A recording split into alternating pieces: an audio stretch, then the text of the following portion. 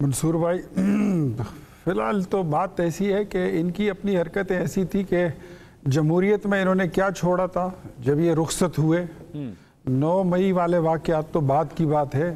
جس دن یہ رخصت ہوئے اس دن جمہوریت کہاں کھڑی تھی اور کتنی جمہوریت بچی تھی اس ملک میں, کتنی سول سپریمیسی تھی اور کتنی سپریمیسی آف پارلیمنٹ تھی. وہ ساری وہ دنیا کو پتہ ہے, آپ کو پتہ ہے, اس ملک کے آپ بڑے کونمش صحافی ہیں اور آپ کو علم ہے.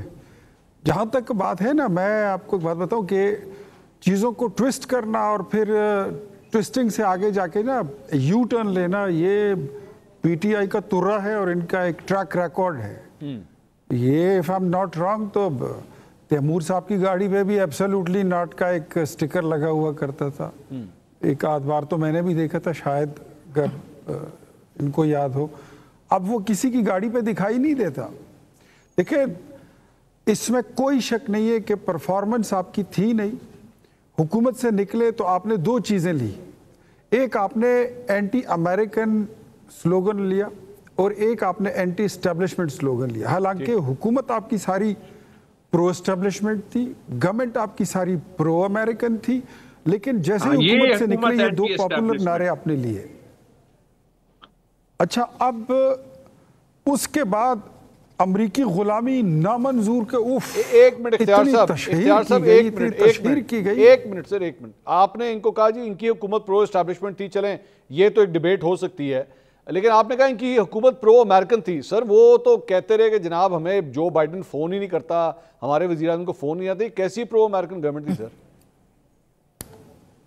سر وہ جب یہ آئے تھے حکومت میں اس وقت کی بات کر رہا ہوں. وہ تو بعد میں دنیا کو پتہ چلا کہ یہ تو آن لائن شاپنگ کی طرح وزیر اعظم ہے, جو کسی سوشل میڈیا کے پلیٹ فارم پہ تو بڑی اچھی پریزنٹیشن کے ساتھ موجود تھا, لیکن جب آپ کے پاس میں ٹھیک ہے اختیار صاحب آپ ایک کام کریں تو اس میں پھٹے ہوئے جوتے ہی نکلتے ہیں. اختیار صاحب یہ جو بڑا خوبصورت رومال آپ نے پہنا ہوا ہے, اگر آپ اس کے اوپر ہاتھ رکھ کے ایک بات بتائیے کہ آپ کی حکومت جتنی دیر ہو گئی آئے ہوئے, اب تقریباً 1.5 سال ہو چکا ہے, 1.5 سال ان کا اور 1.5 سال آپ کا, یہ زیادہ پرو امریکن تھے یا آپ زیادہ پرو امریکن ہیں؟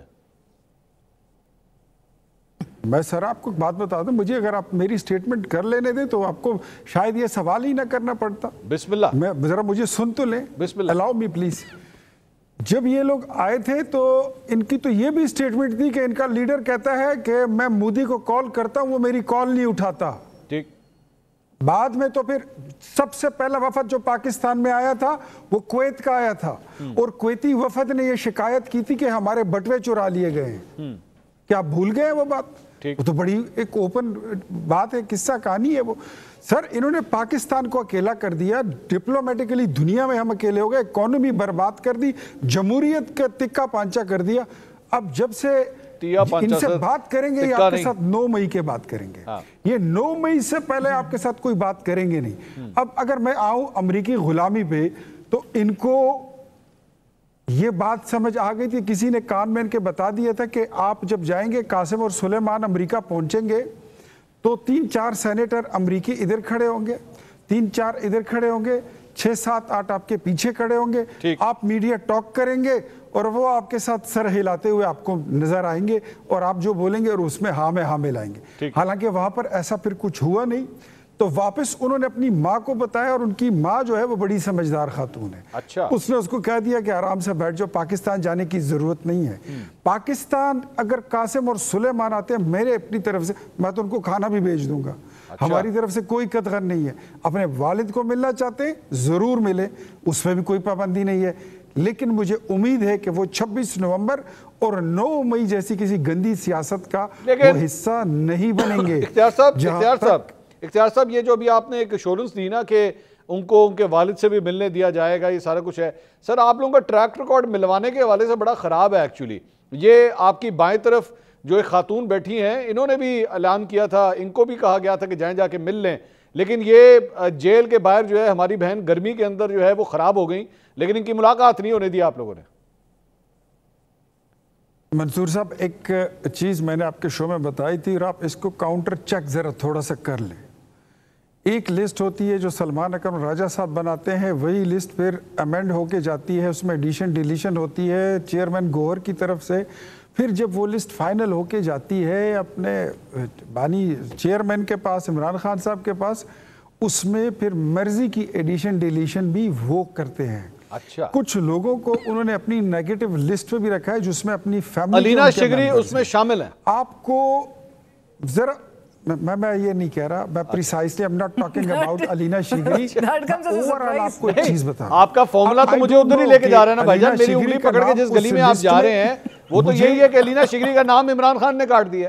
سر آپ کی نہیں, میں آپ کو بتا رہا ہوں. ہاں, مجھے یہ نہیں پتا کہ علینا شگری کا نام سلمان اکرم راجہ صاحب کی لسٹ میں تھا یا نہیں تھا.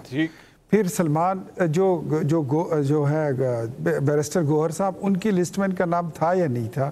پھر مجھے یہ نہیں پتا کہ آگے عمران خان صاحب ان کے ساتھ ملنا چاہتے ہیں کہ نہیں ملنا چاہتے. وہ آئی نا بات, سولیٹری کنفائنمنٹ کی بات کرتے ہیں. مجھے یہ بتائیے کہ کیا اب ایک بندہ اگر جیل میں ہو, اس کو وہاں پہ کوئی ڈسکو کلب بنا کے دے دیں, اس کو کوئی 10 15 20 لوگوں کے ساتھ رکھے, کیا مطلب کیا چاہتے کیا ہے؟ یہ بات مجھے تو سمجھ نہیں آتی. میں تو خود 14 جیلیں کاٹ کے آیا ہوں اور مجھے پتا ہے کہ مطلب جیل کیا ہوتی ہے, کیسی چیز ہوتی ہے. تو دیکھیں, جو لوگ انقلاب لانے کی بات کرتے ہیں نا, وہ گولی سینے پہ کھاتے ہیں اور برداشت کرتے ہیں. وہ روتے دھوتے نہیں ہیں. وہ پھر مردوں کی طرح کھڑے ہوتے ہیں, تو پھر کھڑے ہو جائیں.